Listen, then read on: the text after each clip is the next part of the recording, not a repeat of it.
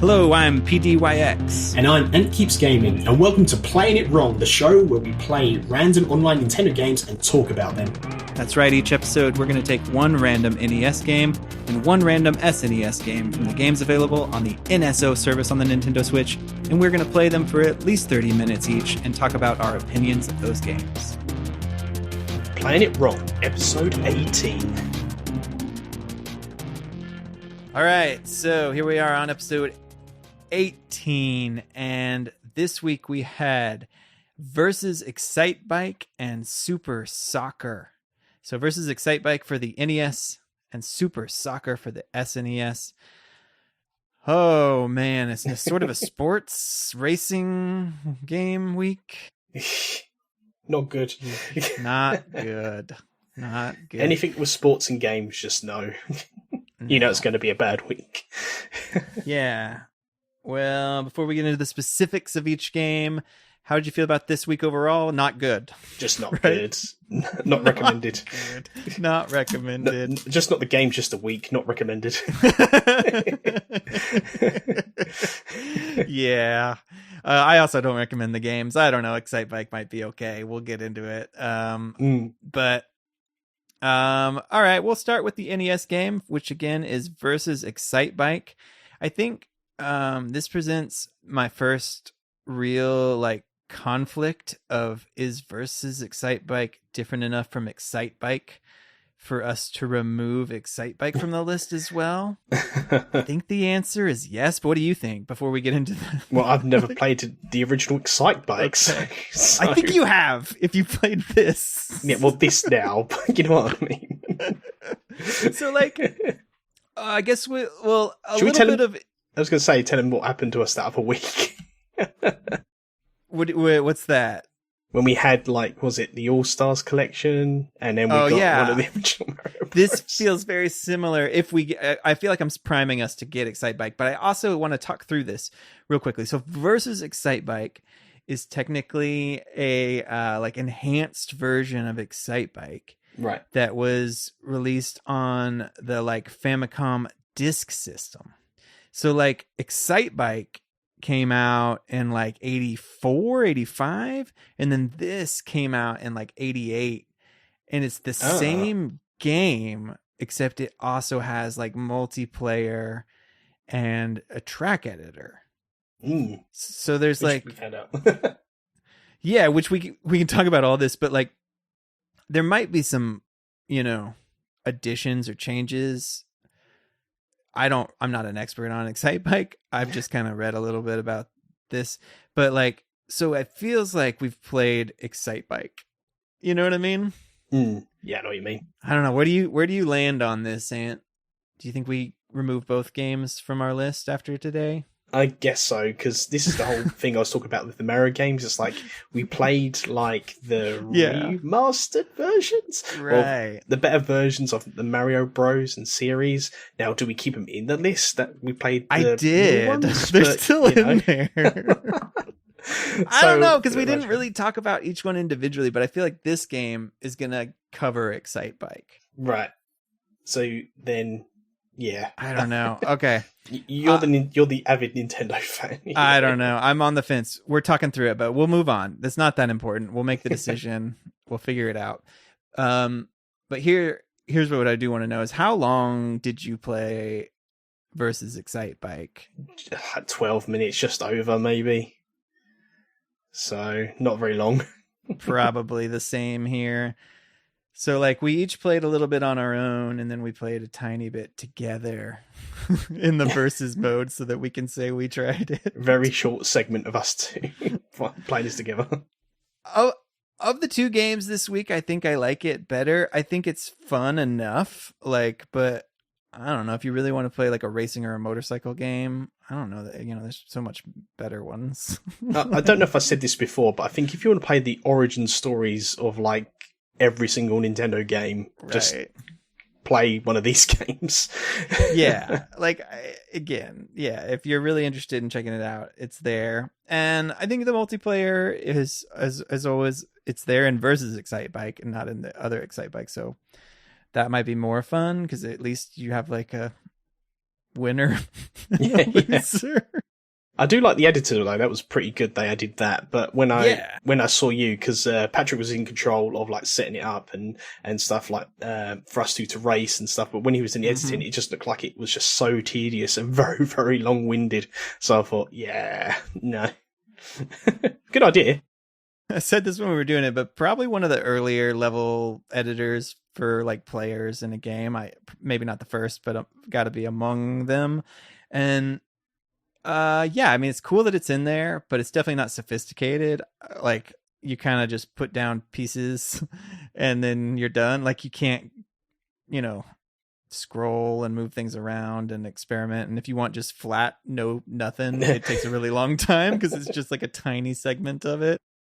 Also very hard to find where that track was, because I saw we was trying to save that track and stuff. But yeah, you don't get to name it or anything. Yeah, we didn't get to name track it. X, yeah.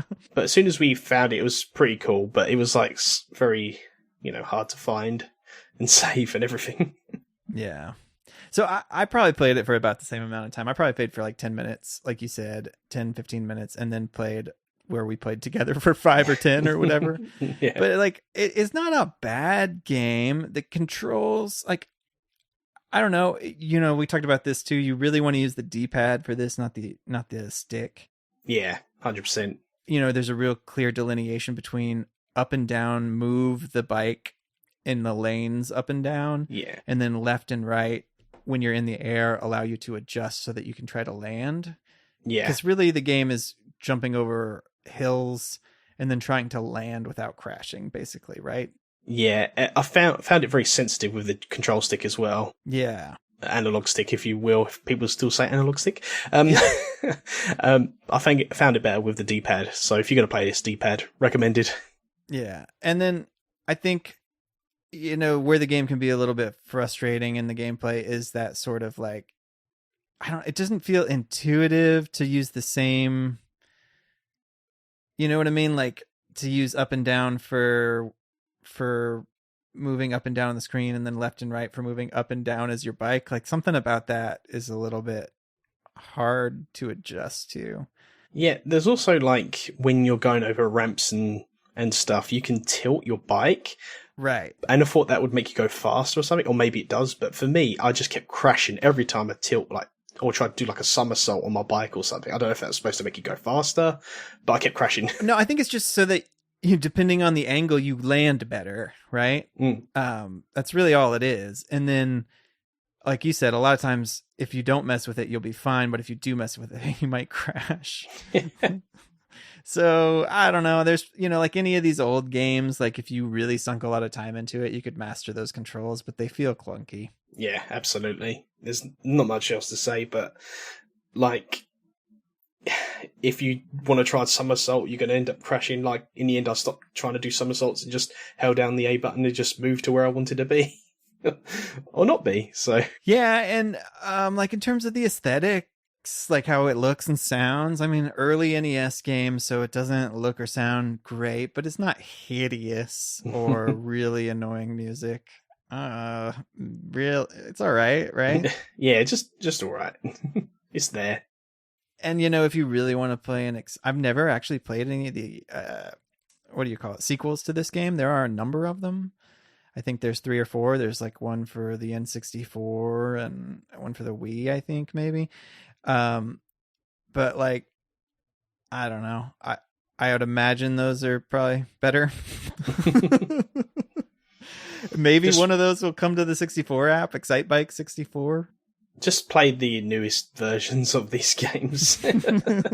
But again, if you want to play this for nostalgia and all that, again, just play as if you want. It's up to you. Yeah, I mean, I definitely remember playing this game at friends' houses and having fun, but like, it holds up okay. It's very, yeah, like you said, the nostalgia factor is real, but like, I don't know, there's better racing games to be played, but yeah, slice of history. I don't know. Anything else about this one? No, there's just nothing. Also, the best Excitebike thing is the Mario Kart 8 yes, Excitebike course. That's one of my favorite tracks. Yeah, yeah, actually, there is too. one. Yeah, there's only one thing to add to this. Really, it's like the whole mode you can get when you have 2-player mode, which is battle and what was the other one? Battle and free. Yeah, and it was pretty much the same thing. Yeah, we could not figure out the difference between battle and free. I'm guessing that the difference is like a scoring mechanic. Probably. Because we just kind of like one-shotted it and quit, but it felt identical. I'm guessing maybe if you do a bunch, it keeps track of who's the winner, but maybe in free, it's just kind of like it doesn't matter. I don't know. Speculation. Yeah. I could probably look that up too. But yeah, nothing else really. That's all. As you said, Mario Kart 8, one of my favorite tracks, and that's it. Yeah. Then I guess this will be a short episode potentially. We're going to move on to our Super Nintendo game, which is Super Soccer. Super Soccer is maybe definitely an early Super Nintendo game. It doesn't look like it was actually a launch game in any region, I don't think, but it looks like it came out pretty early. Super Soccer is one of those, like the NES, they had all the like tennis and volleyball and soccer, and then they had for the Super Nintendo they had these Super Soccer and all of that. Super Punch Out. Yeah, exactly. Super Donkey Kong Jr. Super. But I guess one little tidbit here is this game came out in like 91, 92, depending on the region. But like the developer was a company I'm not very familiar with called Human Corporation, which I guess like made a handful of games for Nintendo, or at least on the Nintendo and that kind of thing. So that's interesting to me. But this is just a generic soccer game, right? Yeah, I mean, all the other games I've played, like with soccer, like, well, not in real life, but in gaming wise, I think this has been one of the better ones. It's still not good, but it has been. It's still one of the better ones because, like one of better. Can we qualify that and be like one of the better retro ones? Yeah, that's what I meant to say. Okay, better not like better than FIFA or something. No, yeah, definitely remaster this. No, it's one of the better retro like sports games, especially a soccer game or football game, as I say. Football, yeah. Yeah, but it's still bad. It's better, but still bad with it, to be honest. But I found myself starting to get into it a little towards the end of how much I played with it. But then I just got demolished, and I was like, no, I'm not playing this ever again. Same. How did you finish a game? Did you play one game, or what did you do? I didn't even finish a game. All I know is it got to 1 to 6, and I was just like, I don't want to embarrass myself anymore. I'm just going to stop playing this game. Well, I played an entire match, and I scored 0. I think the end score was something like 15-0. Oh, it was brutal. I think I played as Cameroon, the only African. So there were like what, I don't know, half a dozen, maybe 10 countries you can pick from. Does that sound about right? Something like that, yeah. And I picked the only African team you could pick, which is Cameroon. And I can't remember who played against me. I think it was Czechoslovakia. And they just like out of the gate scored on me, like within the first 5 seconds. Oh no. It was, and that set the tone. And I think like also, okay, well, I'm jumping ahead. So I played one game. That was my experience. And I just got, like you said, demolished. But I guess the thing that jumped out at me is this game is brutal. Like it is. Like at first I was like, are there no fouls in this game? Because yeah, there's like a button to kind of shoulder somebody and then a button to slide tackle. And that's basically all you do. Yeah. Right? It's just punch the guy and take the ball. This is like a combat football game. Yeah. I mean, that's what I thought, because I was like, I slide tackle some people, and I didn't get like any sort of card or anything. As you said, I think I even headbutted someone as well at one point, and I got like no cards given to me. I'm like, can I just get away with anything in this? You can't. I got carded. I got red carded. I got yellow carded and red carded eventually, but it seemed arbitrary, like it was like, it definitely felt like the game was encouraging me to foul the shit out of the other team. And then every like once in like 20 times it would be like, oh, that's a foul. And I'd be like, I don't see how that was any different than when I just smacked the guy the last time. The game was doing that meme to you, Patrick. Try me, bitch. Literally just try me. Yeah, I don't know, but it definitely involves fouling quite a bit. I didn't get any cards, but I just couldn't stand the embarrassment. 1 to 6 was enough for me. I just couldn't win, and I know I might be skipping ahead too with the controls, but no worries. It was so confusing because like your perspective of that. So when it gets close to the camera, the guys who you were will go back to being AI, and then the closest will then, and you lose track of who you are and what players you can use in that, and it was just so confusing at some points. Yeah, absolutely. So that's great. 2 things you just hit on that I kind of forgot about. The perspective of this game is weird. Most sports games have the side, like your midfield kind of, right? Like, yeah, or diagonal, as sometimes the ones I played. Yeah, this is kind of like the field is like, I don't know, vertical, right? Like, so like, the top, it's not all on one screen, but like the top of your playing field is at the top of your screen. And then as you move down or up, the other goal is at the bottom, and it just does not feel right. No. And then also, like you said too, I would pass the ball so many times, and then my character, it would switch automatically to the person I'm passing to, and I would run the wrong way because I'm trying to move upfield. So my guy runs upfield of the ball. Like, you know what I mean? And it was so frustrating. Yeah, you like move like 5 different players at once as well. It's just, you don't just move one, you move 5. So you concentrate on one, but then when you're going left to get the ball, the other footballers and players going left as well. So. Yeah, it was unintuitive in terms of the perspective and the controls. And I kind of started to get a sense of what's like, a long pass and what's like, and all that kind of stuff, but it still never really clicked for me in one game. And then just getting shellacked 20 something to 0 made me just be like, I'm not interested in playing this anymore. Yeah, that's why I didn't play it this long. These games this week didn't play very long. And if you want a summary of this game, think of the old school Doom with no guns, no aliens, no dungeons or anything, but just replaced with football stuff. That's pretty much what it is. It's like kind of like first person-ish, not first person-ish football. Yeah. So it's got like kind of early SNES graphics. I mean, it's alright, I guess. The funny thing to me is the way the ref looks. He's like this fat, bald guy with the huge nose. Like, I didn't actually pay attention to the ref. He's like so much bigger in terms of his girth than the like football players, and his head and his bald, shiny head. I only got to see him maybe in action because I got red carded. Yeah, maybe. Yeah.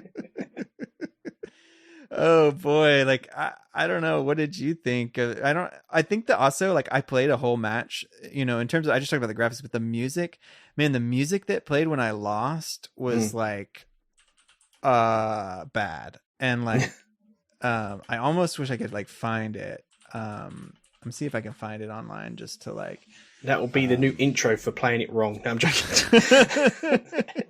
It definitely jumped out at me. Like, I don't know. It's like the music that plays when you lose. I might have to just grab a little bit of this and put it in our episode. Yep.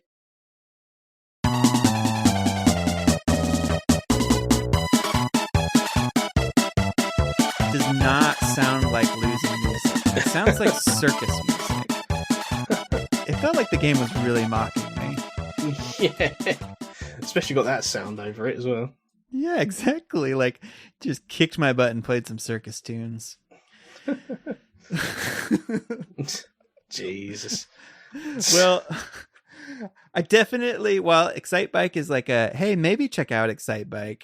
I don't think there's any reason to play this game. Out of both these games this week, versus Excitebike is the best one. I recommend everyone stay away from Super Soccer. If you have some sort of urge to play it, go ahead. So maybe if you like the old school Doom, maybe. I don't know. Don't play it. Don't. Yeah, it's a hard not recommend. Does that make sense? Yes, it does. It's actually caution, stay away recommendation. I'm sure there's better retro soccer games. 100%.